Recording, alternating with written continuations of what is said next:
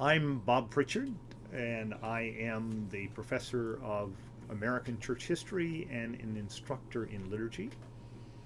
In the years before I arrived on the faculty, I served as a parish priest in 3 different locations in the Diocese of Virginia. And one of my interests was working with the Spanish-speaking. I had majored in Spanish in college, and I had worked for 1 year part-time in seminary as an interpreter in a legal aid office. In my first parish, I started the first Spanish-language congregation of the Episcopal Church in Virginia.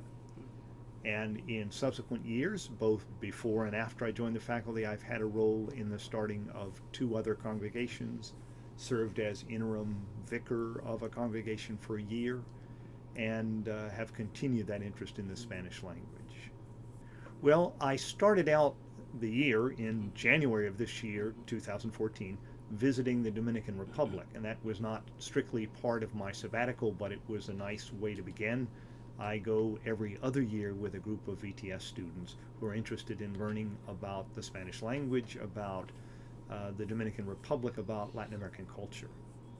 And so I went and delivered some lectures there. I went also to Peru, where I did research, and to London, where I researched in the British National Archives. Well, I've had the opportunity of going to a number of countries in Latin America. So I have been in Argentina, Brazil, Uruguay, Colombia, Peru, El Salvador, Costa Rica, Mexico, and the Dominican Republic. And as well, I spent a year's sabbatical in Scotland and once spent a period of 2 months in Rome. So I've had a chance to visit a variety of places.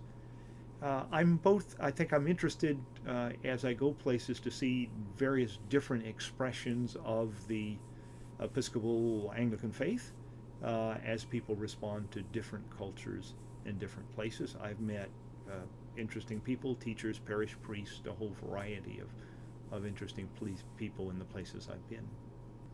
The social location that we've gotten used to in the United States for the Episcopal Church, that is, we're a fairly well-established church. We were here for a long time. We tend to have an educated and fairly well-off body of parishioners and people. Our clergy are well-educated and graduates of good schools.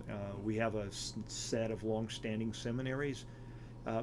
Very little of that pertains in Latin America, where the rank and file of the Episcopal Church tends to be people who are not well-heeled, who are not well-educated, and who don't have long-standing institutions to aid them.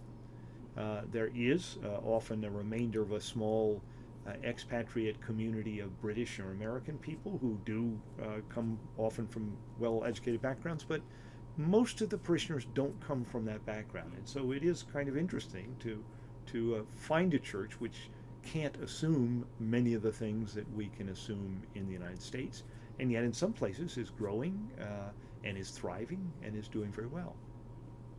Well, I think one of the gifts of a communion, as opposed to a national church which has no ties, which might not have ties abroad, is that you get to look at things from a different set of eyes. And I think the advantage of students at Virginia Seminary, of having classmates from other countries and of having the opportunity to visit other countries, is that they do get an opportunity to see America through other eyes and to recognize, again, that a lot of the things that we assume were given and always were the case in the Christian church are simply the result of our own culture and history, and therefore it causes us to dig a little deeper in order to think about the Christian faith. One of the big joys is, of course, you find brothers and sisters in Christ in places you didn't expect it, in circumstances that maybe are very different from our own. Well, I will tell you about the specific project I worked on in sabbatical this year when I visited Peru and England, and that is I was interested in the question of when Protestants began to be accepted legally in Latin America. In South America, up until the 1880s, it still was theoretically against the law to be a Protestant, to have open Protestant worship in many countries.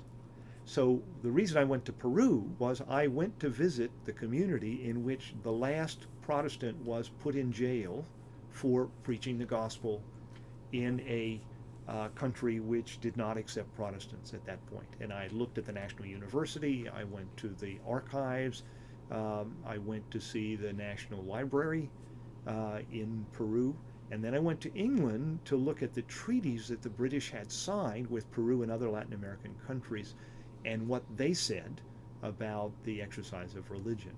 So I was looking this question at Protestants are late arrivals in Latin America, and indeed they weren't emancipated legally until about 1900 in some countries of South America. So that was my project. And again, it's an indication that cultures and history influence the shape of a church in different places. What we assume is given is very different in some other locations.